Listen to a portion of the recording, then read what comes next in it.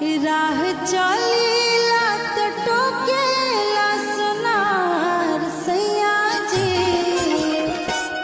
काहे नथिया गढ़वला उधार सैया जी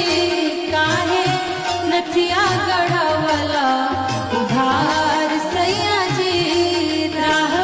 चलीला त टोकेला सुनार सैया जी राह चलीला त टोकेला सुनार सैया जी काहे नथिया गढ़वला उधार सैया जी काहे नथिया गढ़वला।